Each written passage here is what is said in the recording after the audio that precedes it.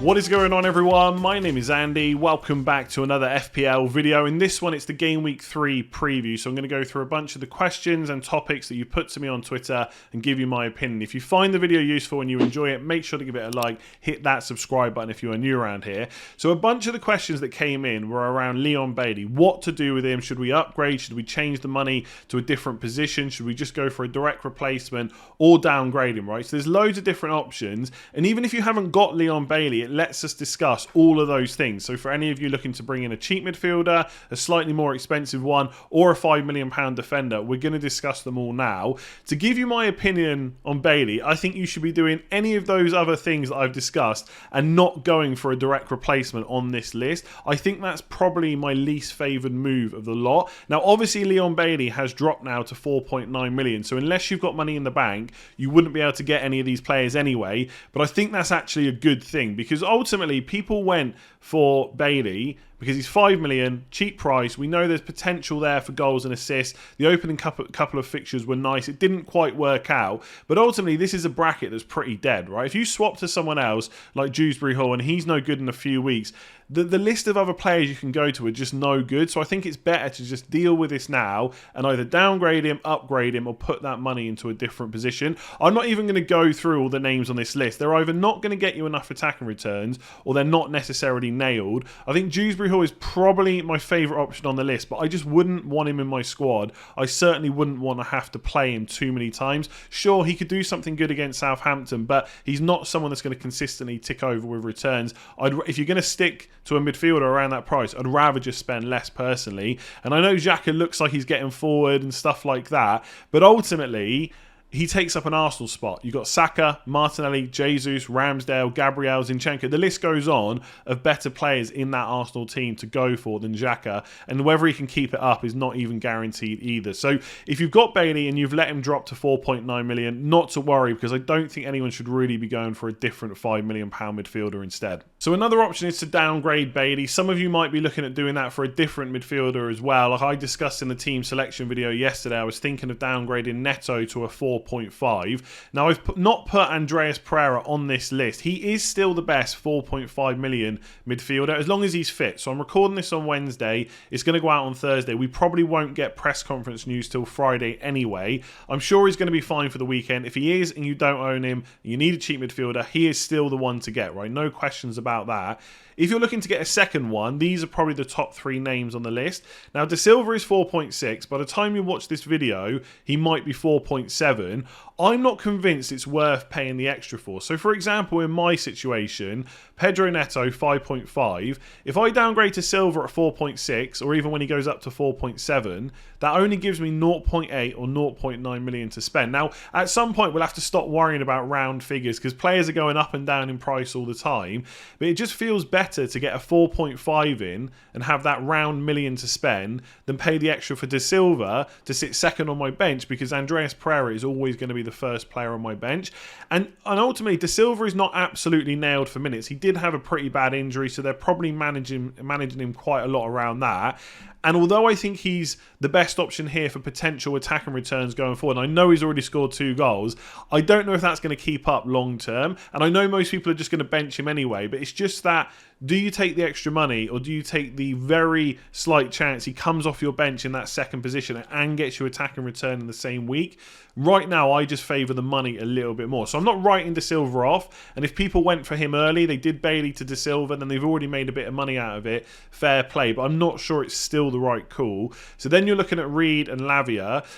Again, most people have got Andreas Pereira, so Reed would mean doubling up on Fulham. I personally do not think that's an issue. The only Fulham player we're even going to look at soon is Mitrovic, and that's a few weeks away, right? And even if you want Mitrovic, you can have him, Andreas Pereira and Reed, because that would take up 3 Fulham spots. I just don't see a situation where we're suddenly looking at Fulham defenders or any of the Fulham midfielders. So I don't really see that as an issue. Reed is a bit of a 90 minutes man. He's always going to be on the pitch. He's going to get you those 2 to 3 pointers, probably very few attack and returns. I think I had a look and he's got like 2 assists each season over the last few seasons. So we're not really worried about that. We're just hoping to get a few points on the pitch if we need them. Lavia is another option if you want to go to Southampton. The only thing that kind of put me off him when I was looking at it, and I do kind of favour going to Reed instead, said is that a lot of Southampton fans think he's mostly nailed, but if they do go back to a 4-2-2-2, I think it was FPL SWAT said, then Lavia might come out of the team, and they're not 100% sure about that. Look, I'm sure he's fine. He came from Man City. Maybe he's got slightly more potential to get you an attack and return from Reed,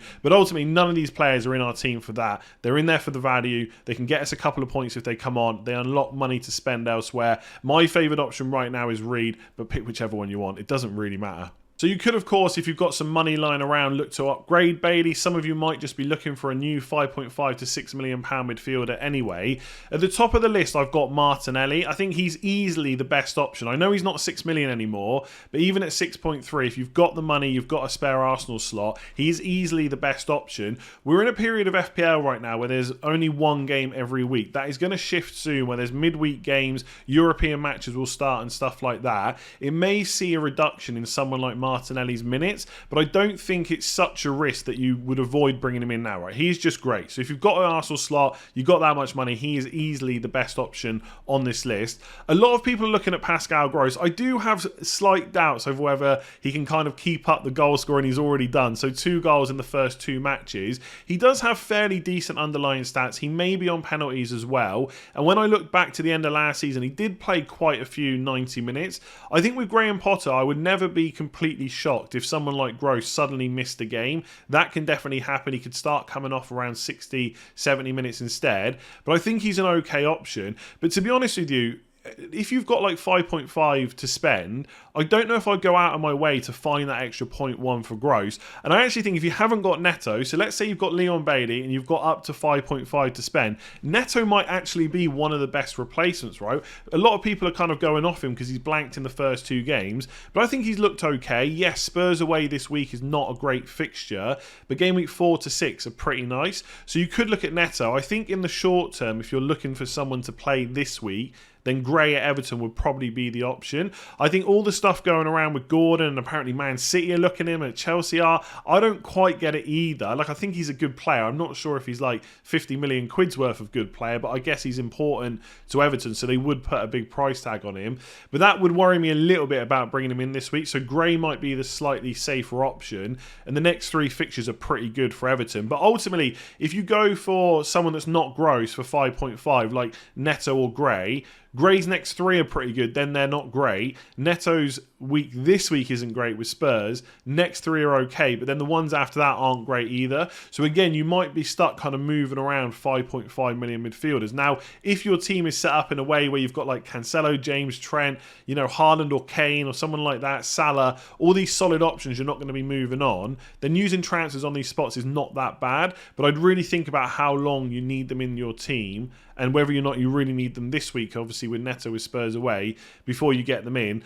The Leeds players as well. So Rodrigo's gone up to 6.1. He may well rise again. I'm a little bit concerned about him. I follow quite a few Leeds fans. Some of you might follow, I think it's Analytic FPL. He's a Leeds fan. He's not even sure Rodrigo is in their best front 4 when everyone is fit. Now, right now, that might not be an issue because Bamford obviously came off as a precaution. They might manage him a little bit more now. Sinisterra is only just coming back from a hamstring injury. But once Sinisterra's fit, Bamford, you got Harrison who's playing well already. Aronson looks really good too. There might not actually be a spot for Rodrigo to regularly play or to regularly get 90 minutes. And because Leeds have got Chelsea and then Brighton, I would be put off by that. The fact that it's 2 difficult fixtures, followed by maybe some uncertainty around his minutes. I just think I'd look to go somewhere else. So again, if you've got 0.2 million more and a free Arsenal spot, there's no competition. Martinelli is the one to go for. But I'd even be tempted to maybe go for someone like Aronson, Neto or Gray instead of Rodrigo. Maybe I'm worried too much. And obviously, it might be a case that, yeah, Rodrigo scored a few goals, so they keep him in. But he hasn't always got regular minutes in that Leeds team since he got there. So when he does play, he's good. But I think there might be some doubts around that. So one of the other options that's being discussed is to downgrade one of your defenders. A lot of the time it's Robertson at Liverpool and using that money to upgrade Leon Bailey. Some people have even got the cash in the bank or the team structure to go right to an £8 million midfielder. I really like that move for what it's worth, especially if you can do it for free. Even if you're not doing that, maybe you're just looking to bring in a defender in and around the £5 million price point. So let's discuss them. Now, they're not all dead on 5 million. Walker's 5.1, Zinchenko's gone up to 5.2, and Perisic obviously started at 5.5 and he's come down a bit. So he's the most expensive one on this list. But this is what I like about this. If you compare it to the £5 million midfielders, there's a load of rubbish options you don't really want in your team. On this list, pretty much every player you see on the screen, if they were fit and starting regularly, I would like them in my team. And there's more, right? When Newcastle's fixtures clear, there's Trippier. If you need to go down in price again, there's Saliba at Arsenal, Dunk at Brighton, Henry at Brentford. There are so many defensive options. I think it's a pretty good slot to have to potentially move around later on. And I think we have to kind of get used to that. The game has changed. FPL have priced players in a way where so many attackers under the £6 million price bracket are just rubbish that we are almost better off having it in defence and being willing to make defender transfers. In the past, that's not how it worked. We would always transfer attackers around instead. The game has changed. We've got to adapt to that. In terms of the options, right, I really like Cucurella. You know he's already in my team. I've spoken about him a lot. Just to reiterate, he is a reasonable short-term punt where for the next maybe 2 to 4 game weeks, if we get lucky, he should play left wing back because Chilwell's not match fit. Tuchel's obviously going to give Chilwell time to get his minutes up. He said he might use him as a sub, bring him on. You just got to hope that Cucurella gets to 60 minutes. But I just think best case scenario is he gets even more games at left wing back than 2 to 4. Worst case is in 3 to 4 game weeks, we're looking at moving him on to one of the many, many options on this list. Kyle Walker is still also a really good option at 5.1 if you've got the cash in the bank. I did see quite a few questions around, you know, if you were bringing one in this week now, let's say you've got neither, would it be Cucurella or would it be Walker? It's a tricky one because if you look at Man City's fixtures, I think Newcastle away, Palace at home, Forest at home, Villa away are all really good and all potentially primed for clean sheets. I'm not saying they will definitely get 4, but you could see it, right? Them keeping a clean sheet in each of those games. So while Kyle Walker is not going to get you many attacking returns, because if you look at his attacking numbers, they're just not there at all, he is going to get you kind of semi-regular 6-pointers. So I do like that. For me, I think the Chelsea fixtures, obviously the Chelsea defence is good. It's not quite as good as Man City, but it's still very good. But the fixtures aren't quite as decent. So Leeds away, I'm not as convinced as other people are that Leeds will score that in that game, but it is away, it is at Ellen Road. That's not necessarily ideal. Leicester are always a team that can score, and West Ham isn't great either. So I think there are less likelihood for clean sheets, but I think there's more potential for attacking returns in Cucurella playing in that left wing back role. So I think Walker's almost like the safe pick. Cucurella just feels a little bit more fun to me. That depends how much you value that. So I'm going to say Cucurella, I'm going to stick with him, and I'll say Walker second. But if you've got the money in the bank, maybe just go for Walker. If you don't, I don't think I would make another move to purposely get Walker. I think I would just be happy with Cucurella. So that £5.1 million price point might actually be a slight issue. Ake, if you want a Man City defender, I also think is decent. Pep likes playing with a left-footed centre-back alongside Diaz. Maybe Stones will get some games as well. So I think Ake, I don't want to say nailed, but I think he will start more often than not until Laporte is back, which shouldn't be until September. And again, if we come back to the fixture list, they don't play a game in September till game week 6, so potentially you might get Newcastle, Palace and Forest out of Ake, and maybe he'll keep his place. I think Laporte is probably the better play. He's very good in kind of build up progressive passes from the back and stuff like that, but Ake has definitely improved over the last maybe 6 to 9 months in that side under Pep. So I don't think it's completely out of the question that Ake doesn't keep his place, but it is of course a risk. But in the short term, if you've only got 5 million, you really want a Man City defender, and the double up does look really nice. Ake could be an option. Otherwise, it's Arsenal. Again, Zinchenko may or may not be the best option there, especially if he starts playing in midfield. I think if you haven't got that 0.2, I would probably just get Gabriel in. And then you've got Perisic. I just don't know if you can make a case to bring him in unless you know for sure he's starting. You could take the risk. I think the longer we get into the season, the more game weeks that pass, obviously the more likelihood it is that Perisic starts. I'm just a bit worried about the amount of minutes he's had so far. I know some Spurs fans kind of said to me that Sessegnon wasn't great against Chelsea. I would argue the whole Spurs team wasn't great against Chelsea, and it's a bit unfair just to single Sessegnon out, plus he's fully fit. So I think Perisic has probably got the biggest upside because the next few fixtures for Spurs are great. He's very attacking. We know the wing backs in Spurs' system are, especially under Conte, and there's lots of potential for clean sheets as well. I just don't know if I would spend the extra to take that risk on a start unless we knew he was playing. So Man City look great, Arsenal are great. Cucurella, look, I like him, but it could just be a short-term thing. So this question's a good follow-on from what we've just discussed. So is it worthwhile using an extra free transfer, they've got 2 in this case, to move to 5 at the back with a £5 million defender, so like a Cucurella, a Gabriel maybe, or an Ake, depending on what your setup already is, instead of a 5.5 million midfielder, and just use 1 transfer? So the specific scenario that's going on here is, let's say you've got like a Pedro Neto, do you use one of your 2 free transfers to swap him to Gray, then bank the other one for next week, so that in game week 4 you've still got 2 free transfers? Or do you use this week to use both of those transfers to move to a £5 million defender? Now, I think there is a case to just go Neto to Gray, who's got 3 pretty good fixtures coming up, and then be more flexible next week. The issue I have right now with that, and having looked at my own team, now I haven't got this exact scenario, but it's similar, is I've looked at the next few weeks, and if you think about it, everyone's got loads of Liverpool players, loads of Arsenal players, maybe a couple of Chelsea or Spurs players in there. They've all got really good fixtures in game week 3. They've all got pretty nice fixtures in game week 4. They've all got pretty nice fixtures in game week 5 as well. So unless you suddenly get injuries, which could happen, and obviously having 2 free transfers leaves you much more flexible than having 1. Unless you get those injuries, I just don't see where people's big issues are going to be over the next few weeks. And strange things can happen, of course, but looking at the way people's teams are set up with the quality of teams that we're targeting, it looks pretty good. So I don't think using 2 free transfers is necessarily a bad thing. The other thing is, as we just discussed, there's a load of £5 million defenders. There aren't many 5.5s. So moving Neto to Gray is a very, I was going to say very good. It's an okay short-term option for the next 3 weeks, but then you've got to look at either benching Gray and then finding out how to get that money in defence. So eventually maybe having to make that move anyway, or swap into a different 5.5 million midfielder. And once you get to like game week 6, 7, Neto's fixtures aren't great, Gray's fixtures aren't great. The options you've got there are less and less. So I've looked at this a lot. Again, I've got a slightly different setup and a different set of moves, but there's just so many £5 million defenders. There's not that many cheap midfielders I like. And given our setups and how good most people's teams are going to look for 4 and 5, and they do this week,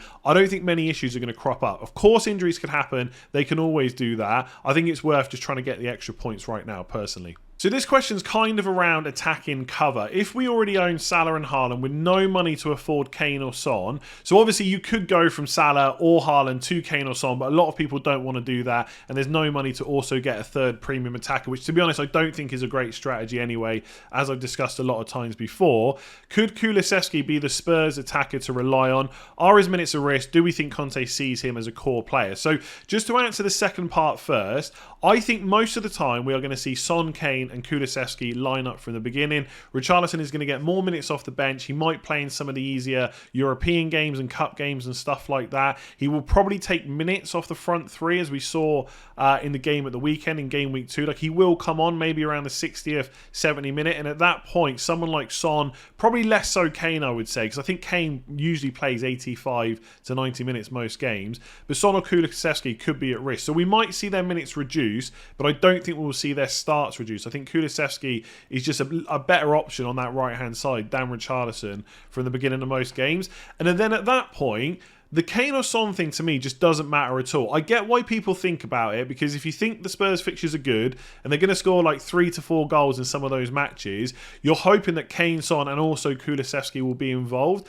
But the fact you've not got Kane or Son makes no difference whatsoever. It also wouldn't make a difference if you had one or both of them. The only question is Kulusevski at 8.1 million better or worse than the other £8 million options? And to be honest with you, I'm going to sit on the fence a bit here. It's very, very close, especially over the next couple of game weeks. So Kulusevski has got like Wolves and Forest. Saka's got Bournemouth and Fulham. Mount's got Leeds and Leicester. He looks really good, to be honest. I know people are getting cold feet on him because he's done nothing in the first 2 games, but the next 2 fixtures are great. Diaz has got Man United away, Bournemouth at home. So there's not really too much to split them. Do I think Kulusevski is definitely the best £8 million mid going forward? No, I'm not necessarily convinced by that, and I do think he's maybe one of the ones whose minutes could suffer the most as we get midweek games, as Richarlison gets more and more integrated into the side. Again, I don't think it means he's going to be on the bench at the start of games, but his minutes could be reduced in-game, whereas with Saka, I don't expect that. I don't really see that happening too much with Mason Mount.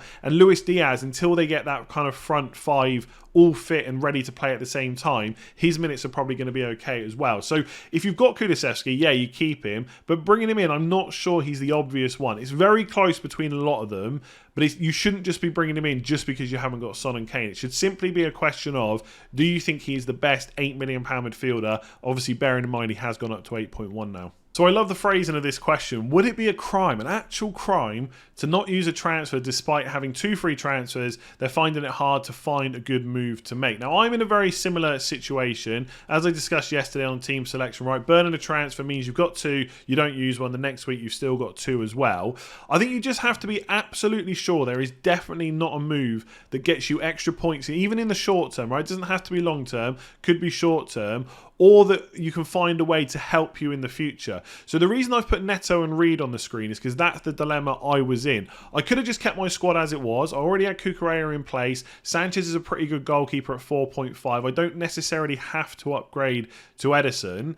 But do I need that million from doing Neto to Reed? Now, right now I don't, but am I 100% sure that I'm not going to need that £1,000,000 in the next few weeks? Could that leave me more flexible and make it easier for me to make a move later on? Maybe when I need to get rid of Gabriel or Cucurella or someone like that in my defence, it then gives me the funds to go up to a Walker or a Perisic or a Zinchenko instead.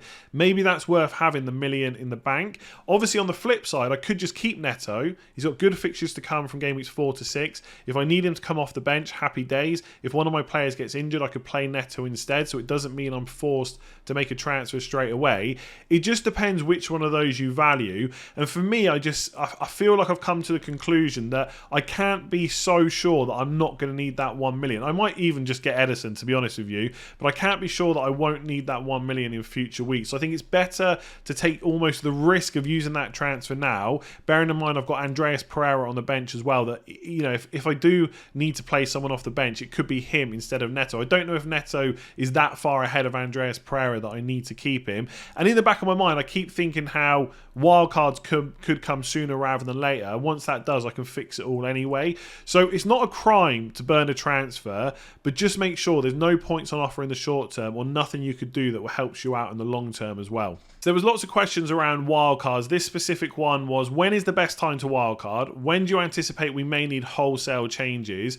Or should we be looking to use it in a different way this year by just making 3, 4 or 5 changes? Now, the reason for that second part of the question, using it in a different way, is what we've discussed in pre-season during the first couple of weeks of the season as well, that because of the World Cup and because of the unlimited transfers we're going to get between game week 16 and 17, there is less value in the holding the wild card as late as possible, right? We don't necessarily need to do that, so we can use it a little bit earlier.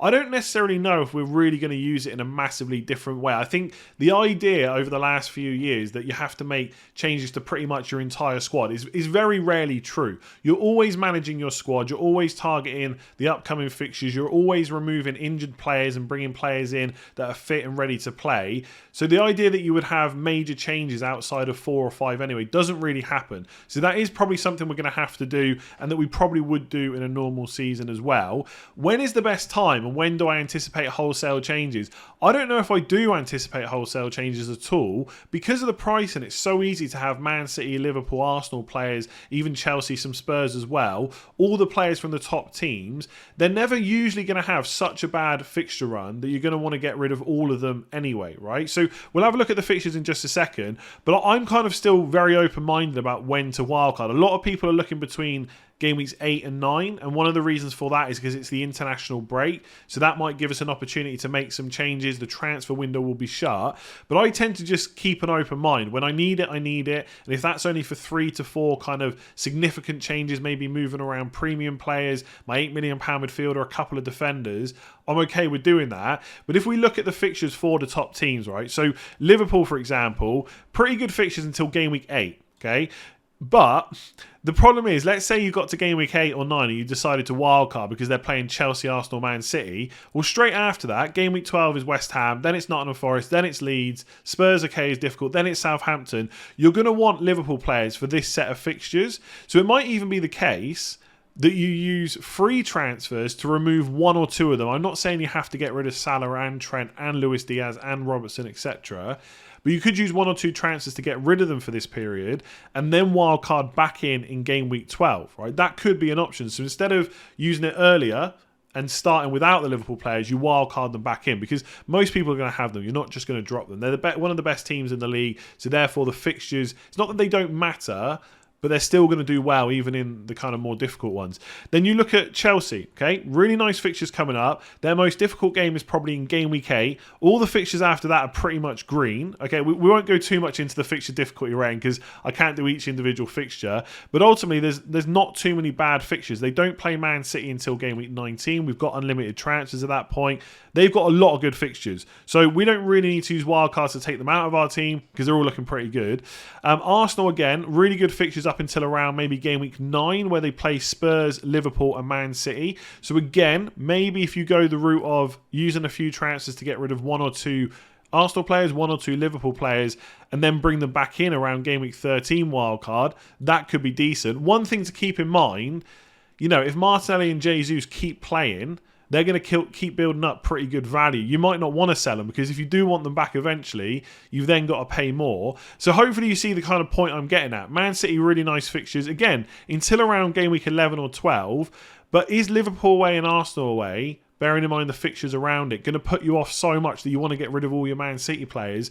No. So the reality is, up until game week 16, when we have those unlimited transfers, the core of our team is going to be made up by Chelsea, Spurs, Liverpool, Arsenal, and Man City players. That's exactly the same right now, and it's going to be exactly the same for most of the season. So if you're in a position where you need to use the wild card now, you can probably get away with it, to be honest, because you're going to be bringing in most of those players, and they're going to be pretty good holds. Of course, at times during the season, in the first half especially, we will have to do stuff. We will have to make transfers. It might be a case that we're bringing in players from lower in the table sides, but that's always going to be the case. You're always going to have to make transfers. So I almost just wouldn't panic too much about when you use it. If you want to use it sooner, go for it. If you're happy to wait. Maybe around game week 12, maybe between game week 8 and 9 could be decent. But I just look at this team, right? So these were the potential transfers I was talking about yesterday. So bringing in Reed for Neto and putting Edison in. Again, this is the team for game week 3. This is the team for game week 4. All good fixtures. Game week 5 looks decent. This is game week 6. The biggest issue there is that Arsenal play Man United. That might not actually be a big issue. I could change Gabriel to Trippier. We go on to game week 7 again. There's not too much... we're going to game week 7. There's not too much to worry about there. Okay, Haaland's got Spurs, but if I swap him to Kane, he's got Man City. So I've just gone from game weeks 3 to 7, where without injuries and stuff, I just don't see many transfers to make. So I'm not really in any rush to play my wild card. And look, if I have to play it around game week 12 and it's only useful for 12, 13, 14, 15 and 16, that ain't that bad, right? Targeting those 5 game weeks and making the absolute most of the points might not be a bad strategy. So just to come back to the question, when's the best time? I don't really know. There's plenty of times you could use it. There's no major time that's best. Do I think we're going to need wholesale changes? No, not unless there's loads of injuries. And it might just be a case that we make 3, 4 or 5 changes, and that is it. So this question's about price changes. To what extent should we allow price changes to influence our decision making at this stage of the season when the market is so volatile? Are 0.1 to 0.2 million savings really worth using valuable free transfers on? And I use the Bailey and De Silva example because some people did that on Saturday. Before Bailey went down, before the matches were over, they took him out, they brought in De Silva. Now Bailey's dropped, De Silva's gone up. If he goes up again, they'll have made 0.1 and they will have saved 0.1 by getting rid of Leon Bailey before the drop. That can be beneficial, right? If you think about our teams, we always want to try and get the most expensive players in for like free hits and wildcards and just better moves down the line, right? Ultimately, the more expensive players are usually better. There's sometimes, circumstances where that's not the case. Martinelli is an absolute bargain. Jesus is a bargain. I think Reece James is a bargain as well. But you get the idea. If you could get that slightly more expensive player in more often than not, you are likely to get more points, even if it doesn't work out like that. So making money can be a good thing. And at this stage of the season, there are no midweek games. Once they start, I'd be a lot more worried about doing early changes. But the only thing that can really happen is if a player picks up an injury in training. And if that happens, you've been a little bit unfortunate. So as long as you are 100% sure that is the move you want to do, I don't see a major issue with going early, especially if you've got 2 free transfers. So for some people, they would have had 2 frees, Didn't really have too much to do, so Bailey to De Silva is a move they decided to do before the matches ended, and if something happened, they still had that extra transfer to move, and at the same time they make some money. I think that's okay. The preference is, of course, to wait until you've got the most information as possible, and as we get further in the season, especially when those midweek games start, I will make less and less early transfers. But right now, up until maybe game week 5, when that first midweek game happens, I think it's okay, but you've got to be sure. If you're only making the move because the player's changing, and in the back of your mind you're not sure about the player you're bringing in or the player you're taking out, I would probably hold. Mason Mount, I think, is a really good example right now. He might drop by the time you watch this video, but he's 8 million. If he drops down to 7.9, I'd be thinking the fixtures are really good for Chelsea, and if he does well, he could go back up in price again. So if I think he's going to get me the most points in that price bracket, I should probably keep him. But if I'm not 100% sure, and I like the look of Diaz or Saka or Foden or Kulusevski, then maybe I go for them instead and make sure that I don't lose that 0.1 value, which sounds small, but it can add up by the end of the season. So I don't see an issue in factoring price changes in, but it shouldn't be the major influence, but it can be a good tactic, especially early on in the season when there's not those midweek games. So some of you asked me to talk about Onana. I didn't put him in the £5 million midfielder list earlier because I knew we'd be talking about him later on. He did come on against Aston Villa. He did get the assist. He did look lively. He was getting forward, and hopefully his game time will be decent as we move on, right, in future game weeks. I will say in that game they were chasing against Aston Villa, so that might have been one of the reasons he was getting forward so often. And it was also Luka Dean kicking the ball in his own net, which is how the assist came about. So I wouldn't rely on lots of returns. The one thing I like about him is every time you say his name, you then have to, or feel like you have to follow through with the song lyrics. So if you say to me, which £5 million midfielder do you like? You'd be like, oh, you know, Onana, like every single time. You just have to do it. If you hate that, I just wouldn't go for him. But if we look at his prospects from a like semi-serious point of view, last year, 32 matches played, 11 starts, 0.16 expected goals, 0.04 expected assists per 90 minutes. It's okay compared to other £5 million midfielders. The problem is if you have a £5 million midfielder in your squad, you're either playing them, which definitely isn't ideal. I'd much rather have a defender if you can, or they're on your bench, in which case you should probably just spend 4.5 million instead. So as like we're going to do every single time we say his name. Look, he might be good for Everton, I'm sure he will be, but from FPL point of view, I would just try and not have a £5 million midfielder in your team, to be honest. So there we go, a lot covered in that video. If you enjoyed it, make sure to give it a like and hit that subscribe button if you are new around here. We'll have another video tomorrow. We'll also hopefully have the deadline stream on Saturday as well. So plenty more content to come for Game Week 3 and then, of course, for the rest of the season. So hit that subscribe button if you haven't already. Leave me a comment below. Do you agree, disagree with anything I've said? If you've got any other questions, I will try and get back to as many as possible. Otherwise, I'll leave it there. Give it a like, hit subscribe, and I'll catch you again tomorrow.